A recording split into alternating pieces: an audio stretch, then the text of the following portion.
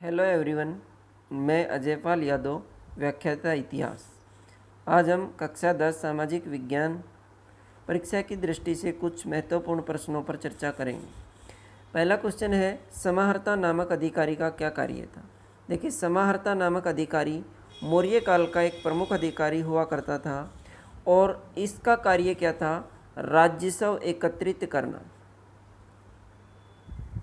और आय और व्यय, यहाँ पे गलत हो गया, आय और व्यय का ब्यौरा रखना तथा वार्षिक बजट तैयार करना, ये समाहर्ता नामक अधिकारी के कार्य हुआ करते थे।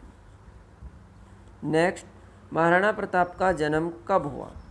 मेवाड़ के एक प्रसिद्ध शासक वीर शिरोमणि महाराणा प्रताप का जन्म 9 मई 1540 को, ध्यान रखना, 9 मई 1540 को कुंभलगढ़ दुर्ग के अंदर एक लघु दुर्ग है कटारगढ़, और एक उसके अंदर एक महल है बादल महल, उसमें महाराणा प्रताप का जन्म हुआ ज्येष्ठ शुक्ल तृतीया को 9 मई 1540, ज्येष्ठ शुक्ल तृतीया को। इनके पिता का नाम महाराणा उदय सिंह था। महाराणा प्रताप का राज्याभिषेक 28 फरवरी 1572 ईस्वी को गोगुंदा में हुआ।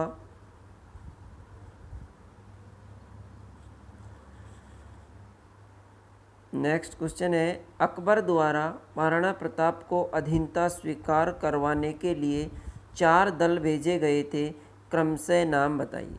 देखिए, अकबर 1556 ईस्वी में हुमायूं की मृत्यु के बाद दिल्ली के मुग़ल बादशाह बन जाते हैं और अकबर ने मेवाड़ को अपने अधीन करने के लिए महाराणा प्रताप को समझाने के लिए 4 दूत भेजे थे, जिसमें पहला था जलाल खां, और ये जलाल खां 1572 ईस्वी में मेवाड़ के महाराणा प्रताप के दरबार में आया, लेकिन प्रताप को अधीनता स्वीकार नहीं करवा सका। उसके बाद 1573 में मान सिंह, 73 में ही भगवान दास और टोडरमल को दरबार में भेजा गया महाराणा प्रताप के, लेकिन चारों दूत महाराणा प्रताप को अधीनता स्वीकार नहीं करवा सके।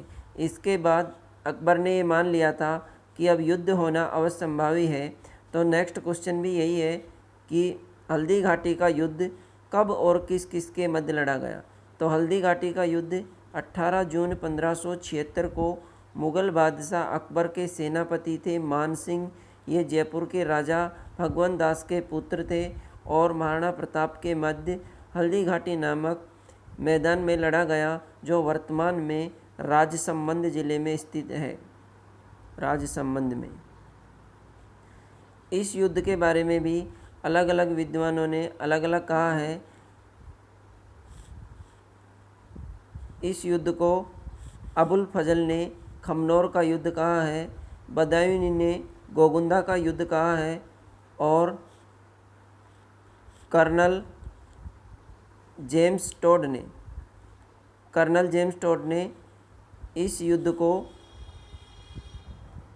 मेवाड़ की थर्मोपोली नाम से लिखा है।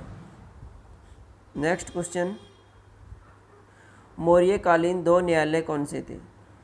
मौर्यकालीन 2 न्यायालय धर्मस्थनीय और कंटक शोधन। धर्मस्थनीय, इस न्यायालय में फौजदारी मामले सुने जाते थे, जैसे चोरी डकैती लूट के, और कंटक शोधन में दीवानी मामले सुने जाते थे। नेक्स्ट क्वेश्चन है, नालंदा विश्वविद्यालय का संस्थापक किस गुप्त शासक को माना जाता है? नालंदा विश्वविद्यालय, देखिए, नालंदा विश्वविद्यालय वर्तमान के बिहार राज्य में स्थित है, और इसकी स्थापना गुप्त वंश के शासक हुए, जिनका नाम था कुमार गुप्त। इन्होंने 414 से 455 के मध्य शासन किया, और इन्होंने ही नालंदा विश्वविद्यालय की स्थापना करवाई थी।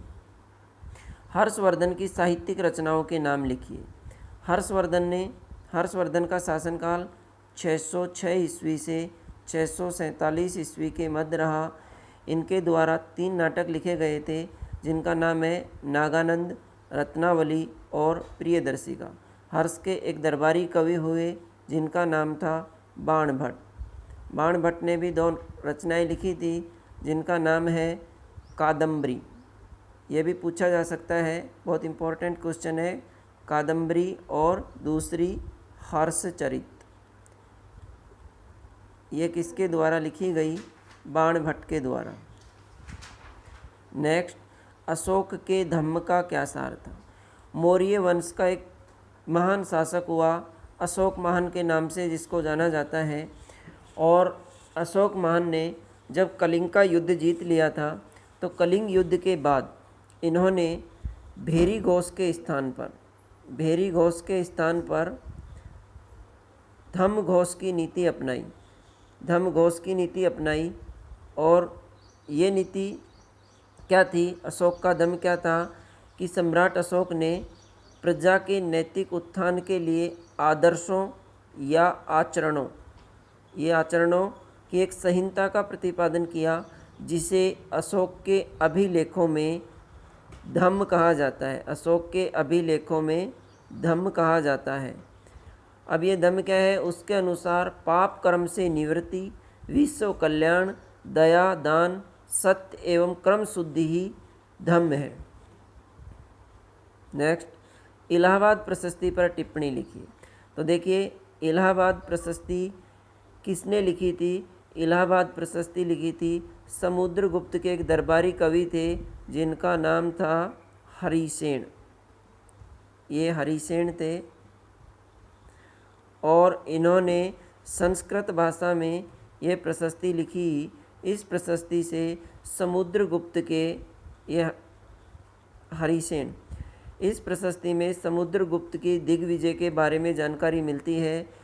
और ये भी लिखा गया है इलाहाबाद प्रशस्ति में कि समुद्रगुप्त कभी भी युद्ध में पराजित नहीं हुए। समुद्रगुप्त को एक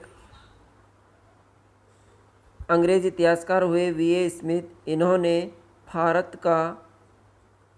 भारत का नेपोलियन भी कहा है। ये भी याद रखना कि शासक को भारत का नेपोलियन कहा जाता है, समुद्रगुप्त को। कौटिल्य की पुस्तक का नाम बताइए। देखिए, चंद्रगुप्त मौर्य के प्रधानमंत्री, मौर्य वंश के संस्थापक थे चंद्रगुप्त मौर्य